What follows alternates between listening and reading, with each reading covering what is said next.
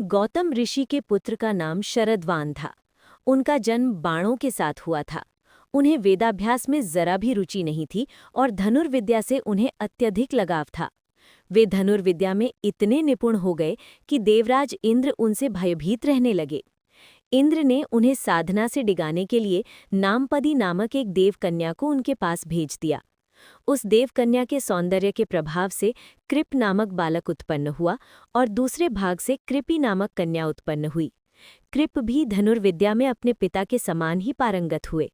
भीष्म जी ने इन्हीं कृप को पांडवों और कौरवों की शिक्षा दीक्षा के लिए नियुक्त किया और वे कृपाचार्य के नाम से विख्यात हुए। कृपाचार्य के द्वारा पांडवों तथा कौरवों की प्रारंभिक शिक्षा समाप्त होने के पश्चात अस्त्र शस्त्रों की विशेष शिक्षा के लिए भीष्म जी ने द्रोण नामक आचार्य को नियुक्त किया। द्रोण के साथ प्रशित नामक राजा के पुत्र द्रुपद भी शिक्षा प्राप्त कर रहे थे तथा दोनों में प्रगाढ़ मैत्री हो गई। उन्हीं दिनों परशुराम अपनी समस्त संपत्ति को ब्राह्मणों में दान करके महेंद्राचल पर्वत पर तप कर रहे थे। एक बार द्रोण उनके पास पहुंचे और उनसे दान देने का अनुरोध किया। इस पर परशुराम बोले, वत्स, तुम विलंब से आए हो। मैंने तो अपना सब कुछ पहले से ही ब्राह्मणों को दान में दे डाला है। अब मेरे पास केवल अस्त्र शस्त्र ही शेष बचे हैं। तुम चाहो तो उन्हें दान में ले सकते हो। द्रोण यही तो चाहते थे। अतः उन्होंने कहा, हे गुरुदेव, आपके अस्त्र शस्त्र प्राप्त करके मुझे अत्यधिक प्रसन्नता होगी, किंतु आपको मुझे इन अस्त्र शस्त्रों की शिक्षा दीक्षा देनी होगी तथा विधि विधान भी बताना होगा। इस प्रकार परशुराम के शिष्य बनकर द्रोण अस्त्र शस्त्रादि सहित समस्त विद्याओं के अभूतपूर्व ज्ञाता हो गए। शिक्षा प्राप्त करने के पश्चात द्रोण का विवाह कृपाचार्य की बहन कृपि के साथ हो गया। कृपि से उनका एक पुत्र हुआ। उनके उस पुत्र के मुख से जन्म के समय अश्व की ध्वनि निकली, इसलिए उसका नाम अश्वत्थामा रखा गया।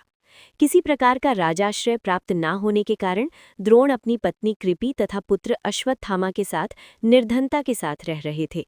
एक दिन उनका पुत्र अश्वत्थामा दूध पीने के लिए मचल उठा, किंतु अपनी निर्धनता के कारण द्रोण पुत्र के लिए गाय के दूध की व्यवस्था न कर सके। अकस्मात उन्हें अपने बाल्यकाल के मित्र राजा द्रुपद का स्मरण हुआ आया, जो कि पांचाल देश के नरेश बन चुके थे। द्रोण ने द्रुपद के पास जाकर कहा, मित्र, मैं तुम्हारा सहपाठी रह चुका हूँ। मुझे दूध के लिए गाय की आवश्यकता है और तुमसे सहायता प्राप्त करने की अभिलाषा लेकर मैं तुम्हारे पास आया हूँ। इस पर द्रुपद अपनी पुरानी मित्रता को भूलकर तथा स्वयं के नरेश होने के अहंकार के वश में आकर द्रोण पर बिगड़ उठे और कहा, तुम्हें मुझको अपना मित्र बताते हुए लज्जा नहीं आती? मित्रता केवल समान वर्ग के लोगों में होती है, तुम जैसे निर्धन और मुझ जैसे राजा में नहीं। अपमानित होकर द्रोण वहां से लौट आए और कृपाचार्य के घर गुप्त रूप से रहने लगे। एक दिन युधिष्ठिर आदि राजकुमार जब गेंद खेल रहे थे तो उनकी गेंद एक कुएं में जा गिरी। उधर से गुजरते हुए द्रोण से राजकुमारों ने गेंद को कुएं से निकालने लिए सहायता मांगी। द्रोण ने कहा, यदि तुम लोग मेरे तथा मेरे परिवार के लिए भोजन का प्रबंध करो तो मैं तुम्हारा गेंद निकाल दूंगा। युधिष्ठिर बोले, देव, यदि हमारे पितामह की अनुमति होगी तो आप सदा के लिए भोजन पा सकेंगे। द्रोणाचार्य ने तत्काल एक मुट्ठी सींक लेकर उसे मंत्र से अभिमंत्रित किया और एक सींक से गेंद को छेदा। फिर दूसरे सींक से गेंद में फंसे सींक को छेदा। इस प्रकार सींक से सींक को छेदते हुए गेंद को कुएं से निकाल दिया। इस अद्भुत प्रयोग के विषय में तथा द्रोण के समस्त विषयों में प्रकांड पंडित होने के विषय में ज्ञात होने पर भीष्म पितामह ने उन्हें राजकुमारों की उच्च शिक्षा के नियुक्त कर राजाश्रय में ले लिया और वे द्रोणाचार्य के नाम से विख्यात हुए।